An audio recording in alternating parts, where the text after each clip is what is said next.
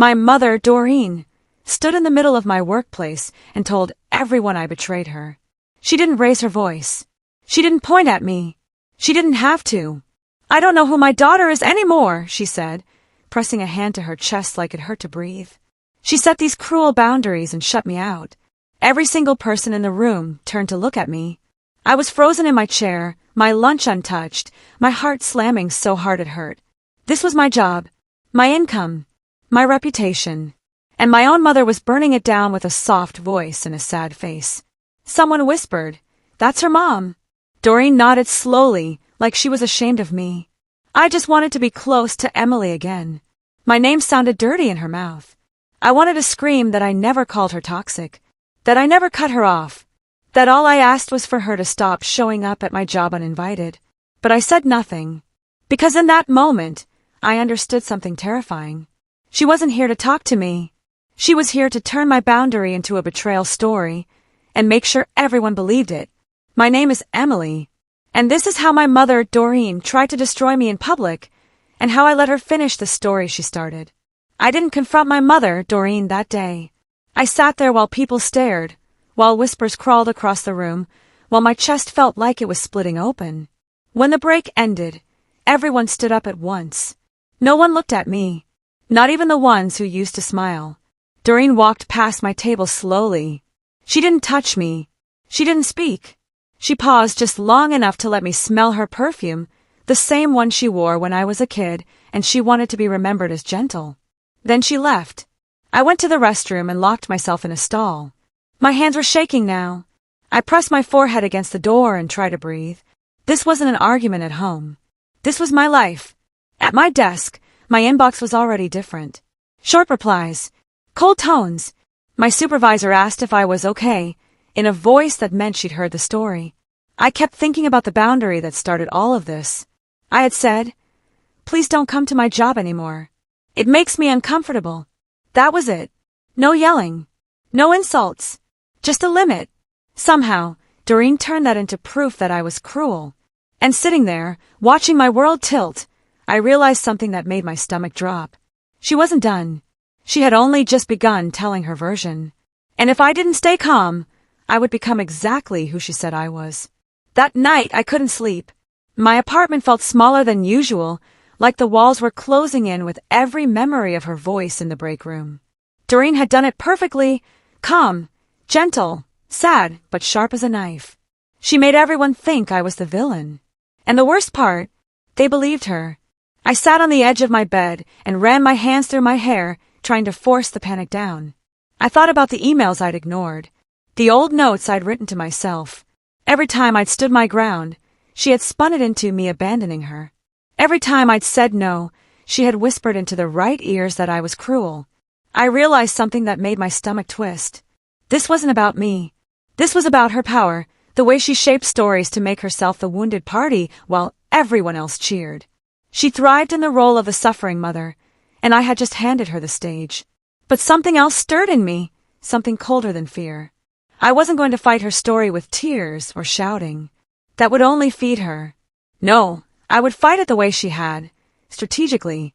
Every conversation, every email, every encounter I had from now on would be documented, precise, undeniable. For the first time, I felt control. She thought she could break me, but I was already planning how to turn her own arrogance against her. And when the time came, she wouldn't see it coming. My mother thought she had finished her story. I was about to rewrite it. The next morning, I walked into work like nothing had happened.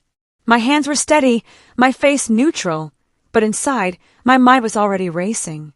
Every step toward my desk was a calculation. Doreen had weaponized my name, but I wasn't about to give her the satisfaction of seeing me crumble. By the time I reached my desk, the subtle shifts were already obvious. Coworkers avoided my gaze. Some smiled weakly, others whispered behindhands, and one even muttered something about me being difficult. Her story had spread overnight. I didn't panic. I opened my email and pulled out my archived messages. Every interaction with her, every boundary I had set, every polite but firm refusal. I printed them all, organized by date. My hands were calm now. Documentation was power. Evidence was control. A notification popped up. HR had scheduled a meeting. I knew why. My mother had gone further than anyone could imagine. She had reported me for emotional harm and creating a toxic environment. I smiled faintly. Perfect. When I entered the HR office, I laid everything out. Emails, dates, copies of policies, and explanations written clearly, fact by fact. I didn't shout, I didn't cry. I just spoke. By the time I left, HR promised they would handle it. My mother's reach had limits. She thought she controlled everything. But I had learned the first lesson of real power. Never fight an enemy on their battlefield. Create your own, and let them stumble into it. After that meeting, things shifted, but not in the way I expected. Doreen didn't stop. She couldn't. Her pride wouldn't allow it. Instead, she changed tactics. Instead of showing up at work, she started whispering to people I knew outside the office, family friends, distant relatives, anyone who might listen.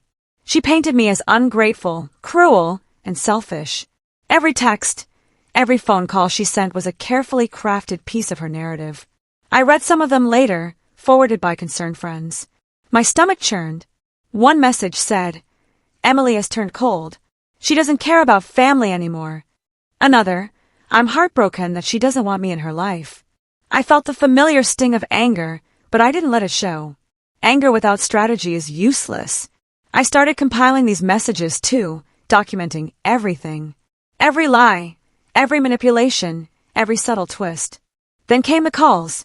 My closest friends started asking if I was sure about Doreen, if I'd thought about her feelings, if I was doing the right thing.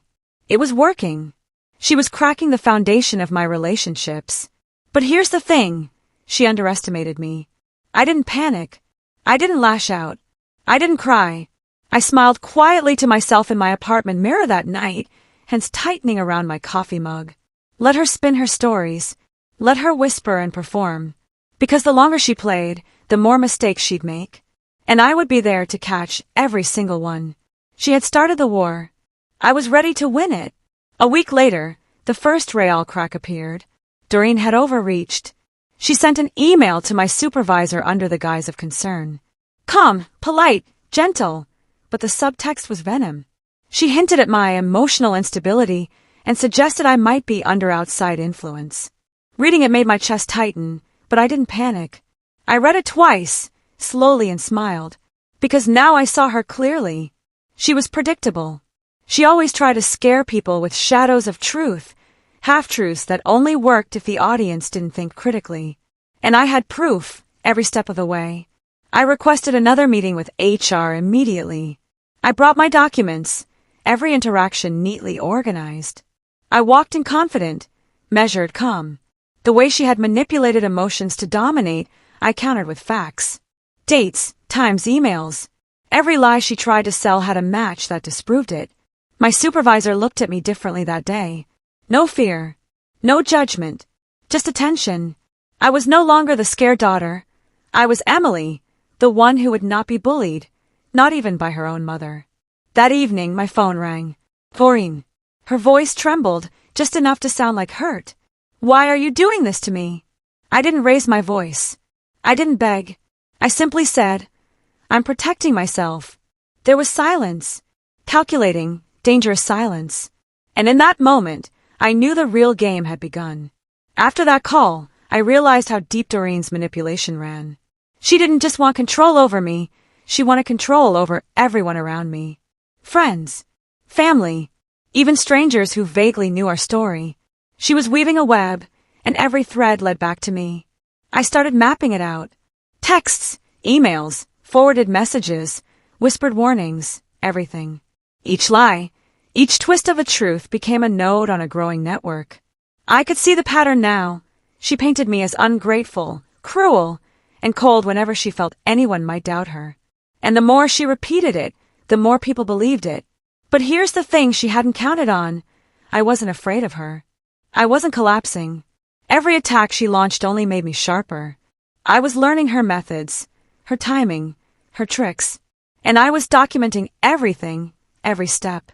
Then came the first opportunity to strike, not with anger, but with precision. A coworker who had believed her whispers reached out, subtly asking if I was really that harsh. I didn't defend myself in the moment.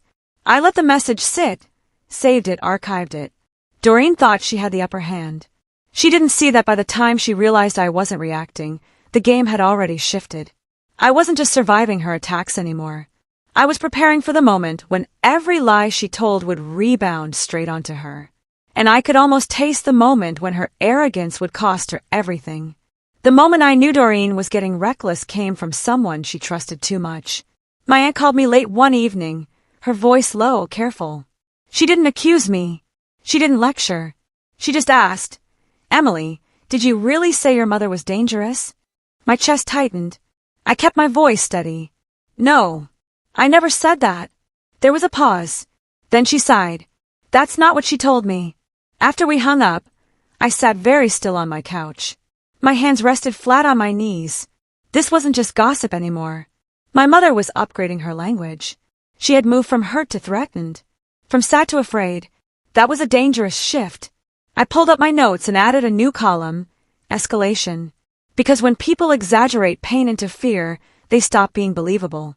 And Doreen didn't realize she was crossing that line. The next day, I calmly asked my aunt to forward the message Doreen had sent her. She did. Reading it made my stomach flip, not with fear but clarity. The wording was dramatic, vague, emotional.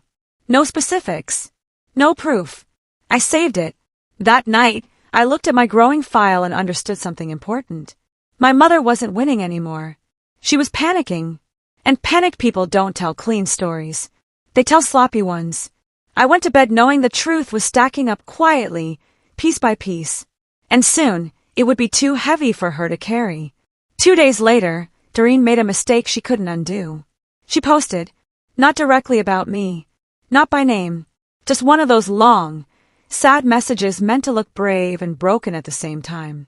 She wrote about a daughter who set cruel boundaries, and a mother learning to let go. She added a heart emoji at the end, like that softened the damage. People rushed in to comfort her. I watched the comments stack up. "You did your best. Kids today don't respect parents. Stay strong, Mama." Then someone asked a question she hadn't prepared for. What boundary did she set? There it was. A simple question. No anger. No blame. Doreen replied with something vague about distance and emotional walls. But the more she explained, the messier it got. Her words didn't line up. She contradicted herself. One comment said I cut her off. Another said I was still talking to her. Both couldn't be true. I took screenshots of everything. That night I didn't comment. I didn't message her. I didn't defend myself. I let the silence do the work. Because for the first time, people weren't just reacting to her feelings. They were noticing the gaps, the missing facts, the way her story shifted depending on who was listening. She had built her power on sympathy. Now curiosity was poking holes in it. And curiosity is dangerous to liars. I closed my laptop and leaned back on my couch, exhaling slowly. Doreen thought she was controlling the narrative, but the audience was starting to ask the wrong questions. And once that happens, the story never goes back the same. The next morning, I got a call from HR, calm professional. "Emily," my supervisor said, "we need to review some of these interactions with your mother. There have been several reports." I nodded, though she couldn't see me. I had expected this. I had prepared for this. Every message, every email, every forwarded note was neatly filed, dated and ready. When I arrived at HR, the room was quiet. Too quiet. My supervisor and an HR officer sat across from me, paper stacked between us. Doreen's emails were laid out like evidence in a courtroom. I spoke slowly, deliberately. I explained every interaction, every boundary, every polite refusal that she had twisted into accusations. I showed dates, times, and the exact language she had used. I let the facts do the talking. By the end, my supervisor's posture had shifted. HR officers nodded as they flipped through pages. The air in the room felt different, weighty but on my side. That night, I didn't celebrate. I didn't even smile much. Instead, I reviewed my growing file once more. Every lie she had told, every exaggeration, every manipulative message. I realized something important. Doreen was panicking. Her performance was becoming sloppy. She was trying to control too many people at once. And every time she slipped, I was ready. My revenge didn't have to be fast. It just had to be methodical. And methodical was lethal. By the end of that week, I could feel Doreen losing her grip. She had always thrived on control, over me, over everyone who would listen to her, over the narrative itself. But now, the narrative was shifting under her feet. Every lie she told had left traces, and people were starting to notice the inconsistencies.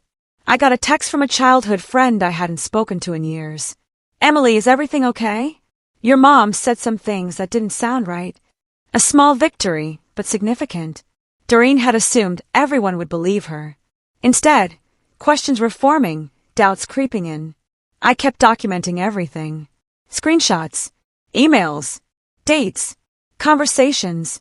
I wasn't just defending myself, I was building a fortress, a record of truth that could never be erased. That night, I thought about how Doreen had always acted as if I couldn't think for myself. If I didn't react publicly, she assumed I was afraid or guilty. I had learned to stay calm, to let her arrogance do the heavy lifting. And it was working. I wasn't just surviving. I was turning her mistakes into ammunition. Her overconfidence, her need for attention, her obsession with being seen as the suffering mother. Every flaw would eventually be her undoing. The thought made my chest tighten, not with fear, but with anticipation. Because her downfall wasn't going to be sudden. It was going to be perfectly, painfully inevitable. And I would be ready to watch it unfold. Then came the first major crack in Doreen's carefully constructed world. She called my aunt again, but this time, she slipped. She added details she didn't need to, trying to make me look worse, over-explaining her suffering. It was subtle, but enough. Enough for me to see the pattern and use it. I collected the forwarded messages immediately. Every exaggeration, every contradiction, every subtle manipulation. Each one was a thread I could pull later. The next day at work, I noticed the change. People weren't whispering accusations anymore, they were whispering questions. "Are you sure? Did she really do that?" I don't know what to believe. Doreen had relied on certainty. People believing her instantly. Her story worked because she made it simple. I was cruel, she was wounded. Now the simplicity was gone. That night, I drafted a timeline. Step by step, every interaction, every message, every lie mapped out in meticulous order. I poured coffee, sat at my kitchen table, and read through it all. My chest tightened in a way that felt different now. Not panic, not fear, but the thrill of strategy. Her arrogance was creating cracks. And I wasn't rushing. I wasn't showing my hand. I would wait, watch, and then move. Because when her empire of lies collapsed, it would do so on its own weight, and I would be untouchable at the center, ready to rise. It was a Saturday when I realized just how reckless Doreen had become. She had contacted my closest friends directly, carefully crafting messages to make herself appear vulnerable. One by one, people who once trusted me began questioning if they had missed something. The messages were subtle, full of pain and sighs, designed to guilt them into her side. I read each one by one, hands tightening around my coffee mug. Every sentence was a trap, every pause a manipulation. She thought she could bend the world to her story without consequences. But I had been ready. Every word she sent I saved. Every lie, every half-truth, every exaggeration meticulously archived. By the afternoon, I sent gentle replies. Careful, calm, truth-based. I didn't argue. I didn't apologize. I simply answered facts. Dates, places, exact wording of her previous messages. Nothing more, nothing less. I could feel her panic growing on the other end. She had overplayed her hand. The more she tried to control everyone, the more mistakes she made. That night, I sat at my desk with my growing folder of evidence and realized something powerful. Doreen had trained me for this. Her obsession with control, her constant manipulation, her skill at twisting truth, it had all taught me how to counter her. I wasn't angry. Not yet. I was calculating. And calculation is stronger than rage. Her collapse would not just be inevitable, it would be poetic. And I would watch every carefully orchestrated moment unfold. By Monday, the ripple effects of Doreen's recklessness were everywhere. At work, a colleague approached me cautiously. "Emily, I heard some things. I wanted to check with you before believing them." Her eyes were hesitant, searching for truth. That small moment hit harder than anything Doreen had done publicly. People were starting to question her narrative. They were noticing the gaps, the contradictions, the inconsistencies she couldn't control. I smiled faintly, not triumphantly, quietly. I had been waiting for this. That evening, I reviewed every conversation she had orchestrated, every message sent, every claim made. Each one built her story, but each one also left a footprint. I could trace her manipulation like a map, and I knew exactly where it would collapse first. I thought about confronting her directly, but I didn't. Confrontation would play into her hands. She thrived on emotional reactions, on visible fear, on the drama of it all. My weapon was patience. My weapon was precision. By late night, I had outlined a strategy. Step 1. Continue documenting. Never react impulsively. Step 2. Let her overextend. Let her weave herself into her own contradictions. Step 3. Release truth at the exact moment her lies become unsustainable. I leaned back, sipping my coffee, feeling a strange calm. She had underestimated me. She had assumed I would crumble under her story. A week later, Doreen tried a different tactic. She went public, not just to friends or coworkers, but on social media. A long post about a daughter who abandoned her and a mother who only wanted connection. It was written with such careful sadness that people shared it immediately, offering sympathy and comfort. I read it, hands pressed against my laptop, chest tightening. But instead of panicking, I leaned in closer. Every sentence she wrote was a trap of her own making. Vague, dramatic, inconsistent. Perfect for dismantling later. I started tracking the comments. Some were supportive, as she hoped. Some were skeptical, asking for details. One comment directly questioned her story. Emily is her own person. How do you know what really happened? I smiled quietly. That was all I needed. That night, I drafted responses. Not public, not confrontational, but carefully worded truth that could be released if necessary. I didn't post them. I didn't have to. The seeds of doubt were already planted. Doreen had made herself vulnerable. She had built her power on unquestioned belief. And now, people were beginning to notice the cracks. I sat back and imagined her reading the comments, seeing doubt where she expected loyalty. The thought made my chest tighten with a strange thrill. Her story had begun with performance and manipulation. My story would end with reality. And by the time it was over, she wouldn't just lose control.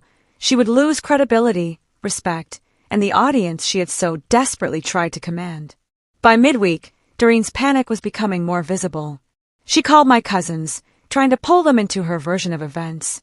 Each conversation was calculated, each word chosen to make her the suffering mother and me the villain. But this time, she stumbled. She contradicted herself multiple times, her story shifting depending on what she assumed they already knew. I got copies of the messages almost immediately, thanks to a cousin who had begun questioning Doreen's version. I read them slowly, every line like a blueprint for the next step. Her arrogance was exposing her, and I was taking notes. Every slip, every exaggeration, every inconsistency. That evening, I sat at my kitchen table with my laptop open, tracing patterns. I realized something chilling about how she thought. Doreen always believed people would sympathize automatically. She never accounted for facts, for evidence, for patience. I didn't rush. I didn't respond emotionally. I simply watched and recorded. Every time she overextended, she weakened her position. Every time she tried to control someone else's perception, she left a trail. By the time I finished compiling the day's notes, I felt a calm satisfaction. Doreen had built her power on storytelling, but she hadn't realized that I had learned the rules. And in this game, facts beat drama, patience beats panic, and I was ready to play it to the very end. That weekend, I noticed something I hadn't expected. Doreen was starting to isolate herself. Her messages became frantic, scattered, over-explaining details that didn't need to exist. She reached out to people she'd never contacted before, trying to shore up allies, but the more she spoke, the more contradictions appeared. It was almost desperate. I reviewed the latest round of forwarded messages. Her tone shifted mid-sentence, her story warping to fit the reactions she received. And every single overreach, every desperate plea, every subtle accusation was archived, dated, and cross-referenced in my growing dossier. For the first time, I realized the power I held. Every person she tried to influence now had evidence that didn't match her words. Every lie, every manipulation, every subtle twist of truth, proof I could use. I smiled quietly, imagining the moment when all of it unraveled. She thought she controlled the narrative. She thought she could keep everyone on her side with carefully chosen words and sad performances. But her own arrogance was her weakness. That night, I pored over her messages again, tracing her overextensions. Every overreach meant more exposure. Every exaggeration meant more risk. I realized I didn't just want to survive this. I wanted her downfall to be complete. And when it happened, it wouldn't just be about me. It would be the moment everyone finally saw Doreen for who she really was. I thought the story was slowing down. That was my mistake. On Monday morning, HR called me in again, but this time, the tone was different. Careful. Serious. They told me Doreen had filed a formal complaint claiming I was emotionally abusive and mentally unstable. She wanted an official investigation. For a split second, my stomach dropped. Then it steadied, because this was the move I had been waiting for. I asked one question. May I submit additional documentation? The HR manager nodded. Yes. Everything. I went home and opened my files. Not just emails and messages, but timelines, witness statements, screenshots of her public posts, forwarded texts from relatives, and the exact moment her story shifted from hurt to fear. I organized it like a case. Clear. Calm. Unemotional. When I submitted it, I didn't include opinions. I included patterns. Dates where her story changed. Messages that contradicted her own claims.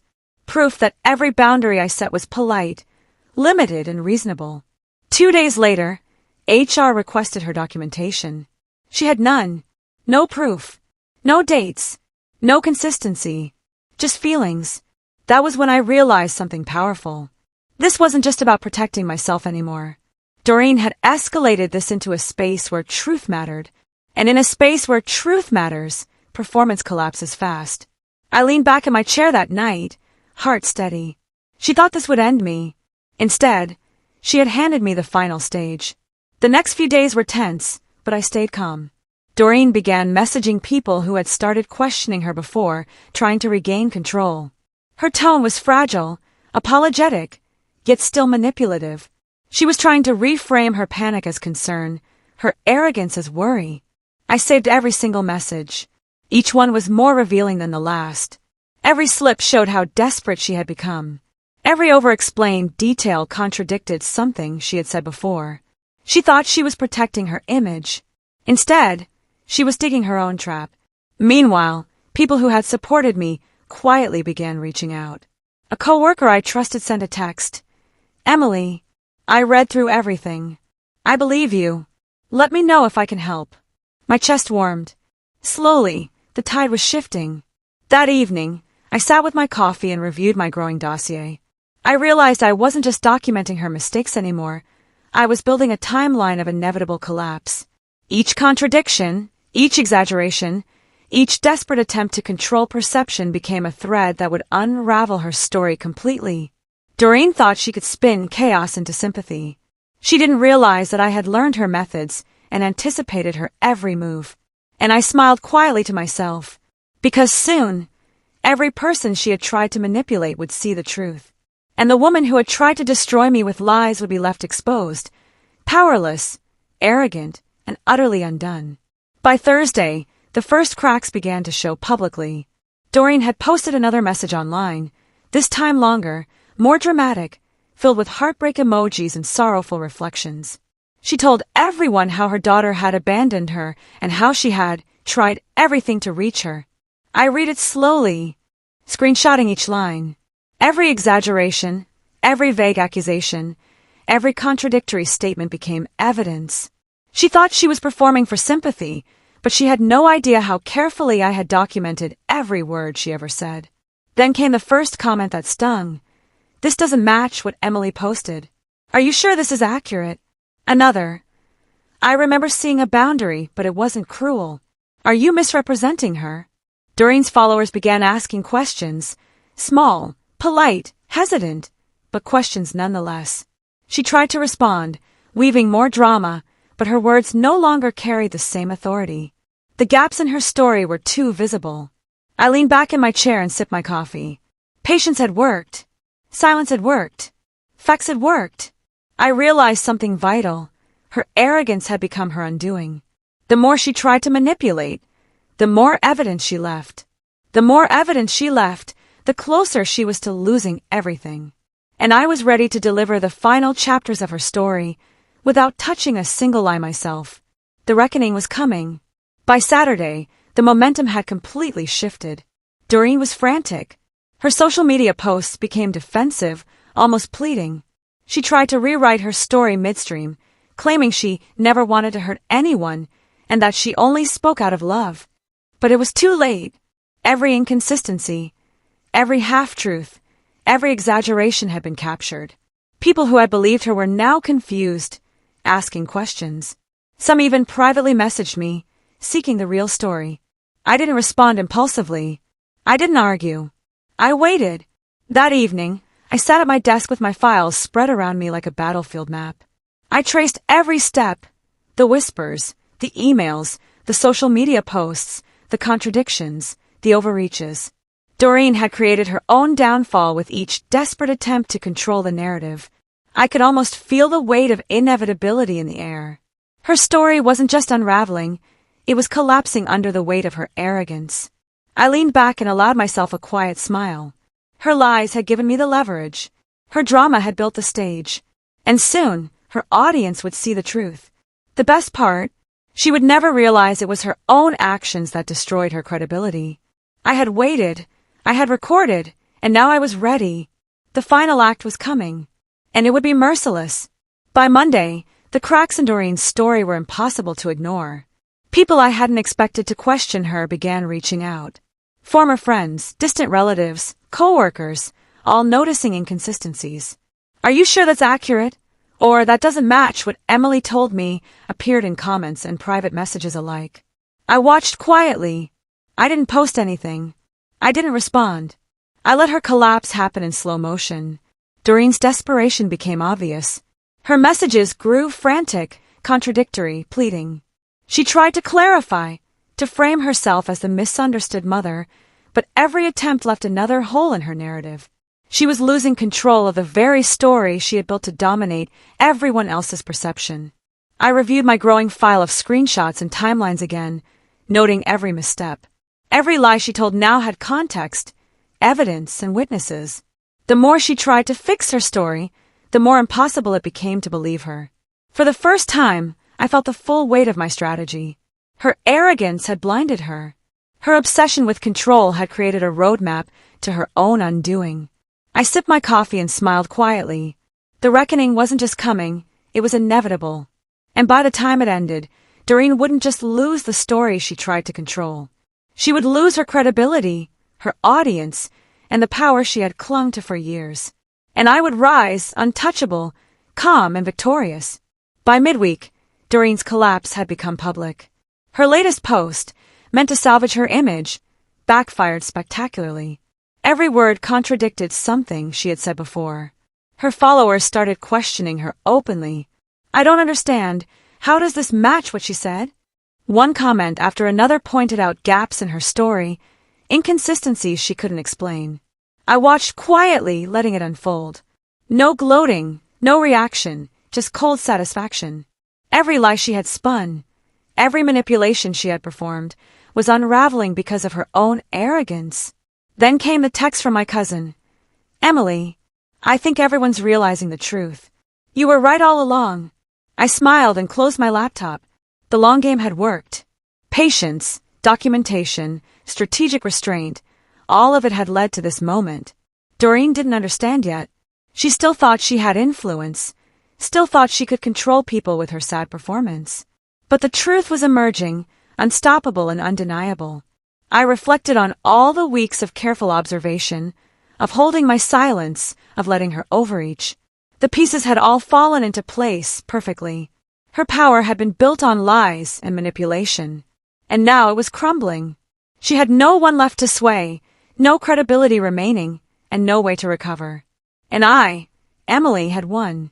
Not through anger, not through revenge, but through patience, precision, and truth. By the weekend, Doreen was completely exposed. Her posts stopped. Her messages went unanswered. Even family members who had once sided with her now approached me privately, quietly apologetic, asking for clarity. Her carefully crafted image of the wronged mother had collapsed under the weight of her own lies. I didn't celebrate loudly. I didn't gloat. I simply sat at my desk, reviewing the final threads of her story unraveling. Every misstep she had made, every exaggeration, every overreach, every attempt to control perception had been documented, archived, undeniable. For the first time, I felt free. Free from fear, from judgment, from manipulation. I had not only defended myself, I had proven that truth and patience could outmaneuver arrogance and deceit. That night, I looked at the files one last time before closing the laptop. Each screenshot, each timeline, each contradiction was a reminder. I had survived her. I had outsmarted her. I had endured public scrutiny, humiliation, and betrayal, and I had emerged stronger. The empowerment wasn't in proving her wrong. It was in reclaiming my life, my boundaries, my peace. Doreen's obsession with control had destroyed her credibility. My calm, methodical approach had preserved mine. And in the quiet of my apartment, I realized the most important truth. I didn't need her approval. I didn't need her sympathy. I only needed myself. And that was more than enough. The aftermath was quiet, but powerful. Doreen no longer had an audience. Her attempts to manipulate, to control, to twist my life into her story had all fallen apart. Family, friends, coworkers, they all saw the truth. Some reached out, apologetic. Some just stepped back, silently acknowledging what had really happened. I didn't seek revenge. I didn't post, confront, or argue. I simply let the truth, and her own arrogance, do the work. Every misstep, every exaggeration, every lie she had told was now undeniable. She had built her world on stories, and the collapse was complete. I sat in my apartment, sunlight spilling over my desk, the city buzzing below. I thought about the weeks of careful strategy, patience, documentation, precision. I had stood my ground, maintained my integrity, and watched as her empire of manipulation crumbled. For the first time in a long time, I felt completely free. Not just from her, but from the fear she had instilled in me for years. My boundaries were mine. My life was mine. Doreen had lost everything because of her own arrogance. And I had gained more than I could have imagined. Peace, clarity, and an unshakable sense of self-worth. I smiled quietly, closing my laptop. I was Emily. I had survived. I had outsmarted betrayal. And now I was thriving, stronger, wiser, and unstoppable.